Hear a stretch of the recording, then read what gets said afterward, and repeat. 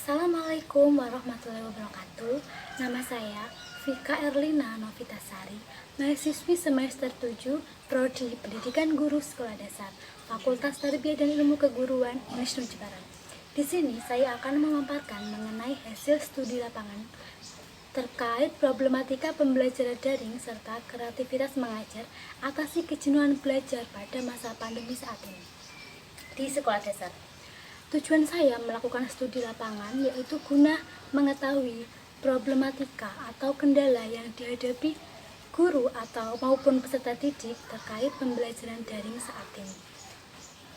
Di sini saya berkesempatan melakukan wawancara dengan salah satu guru di SDN 02 Tengguli. Saya melakukan wawancara secara daring yaitu melalui aplikasi WA.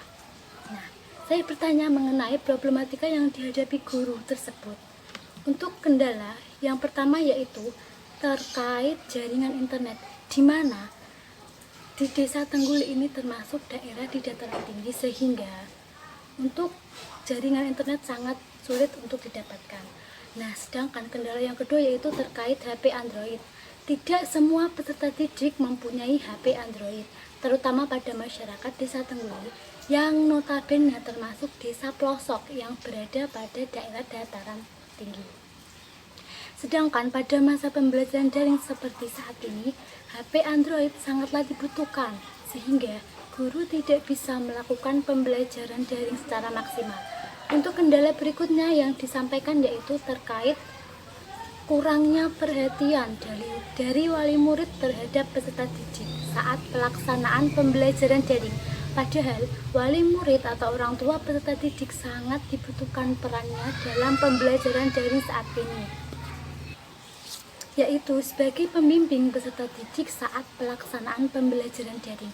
Kata pembimbing dapat diartikan sebagai pendamping atau memberikan arahan atau bimbingan kepada peserta didik yang mengalami kendala dalam pemahaman materi saat pelaksanaan pembelajaran daring. Jika wali murid kurang memperhatikan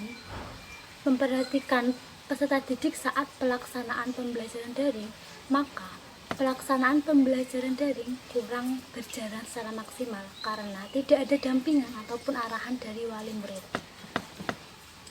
Untuk kendala yang terakhir yang disampaikan yaitu terkait perubahan sikap peserta didik, di mana peserta didik sudah terlena untuk tidak mengikuti pembelajaran yang diberikan oleh guru dengan alasan tidak mempunyai HP.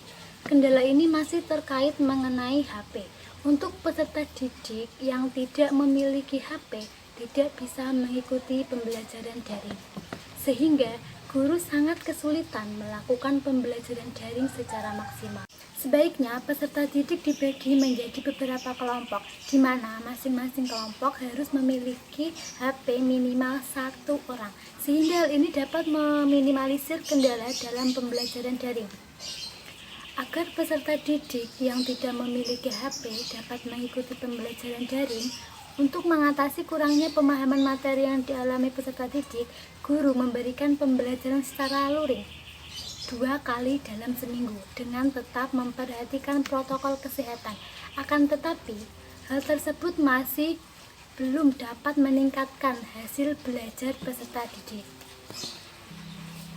Sedangkan percakapan dengan salah satu peserta didik dalam kendala yang dialami pada pembelajaran daring sama seperti yang dialami guru, masih seputar kepemilikan Android, kendala mengenai jaringan internet, dan kurangnya perhatian orang tua atau wali murid, serta kejenuhan dalam pelaksanaan pembelajaran daring yang begitu-begitu saja atau monoton, sehingga dalam hal ini kreativitas guru dalam pelaksanaan pembelajaran daring sangat diperlukan. Pada keadaan inilah kreativitas pendidik diuji untuk menemukan inovasi-inovasi yang dapat diterapkan dalam pembelajaran online atau daring pada masa pandemi COVID-19 saat ini. Metode pembelajaran atau inovasi-inovasi yang perlu diterapkan pada masa pandemi COVID-19 saat ini dapat memanfaatkan aplikasi yang terdapat di Android, misal memanfaatkan aplikasi YouTube. Guru memberi penjelasan mengenai materi pembelajaran berupa video buatan sendiri yang diupload di YouTube. Kemudian linknya dikirim di grup WA untuk diamati dan dipahami oleh peserta didik. Kemudian peserta didik diberi tugas untuk merangkum penjelasan dari guru dengan bahasanya sendiri. Setelah itu baru mengerjakan soal. Tujuan dalam metode ini dapat menjadi variasi penerapan metode pembelajaran oleh pendidik saat pandemi COVID-19 saat ini. Dengan mengamati dan memahami video yang dibuat guru itu sendiri, dapat merasakan pembelajaran secara tatap muka, bukan sekedar sebuah teori maupun tulisan. Pada metode ini juga dapat meningkatkan pemikiran secara kritis peserta didik untuk menuangkan apa yang sudah mereka pahami terkait video penjelasan guru. Metode selanjutnya yang bisa dilakukan seorang pendidik yaitu pembelajaran online itu dengan mengambil video dari YouTube yang bersangkutan dengan materi. Video yang dipilih diharapkan dapat menarik perhatian peserta didik. Misal, terdapat animasi-animasi atau gambar-gambar terkait dengan materi yang dipelajari. Link dari video tersebut dikirim ke grup WA. Kemudian, peserta didik menjelaskan ulang mengenai apa yang mereka pahami dari materi video tersebut.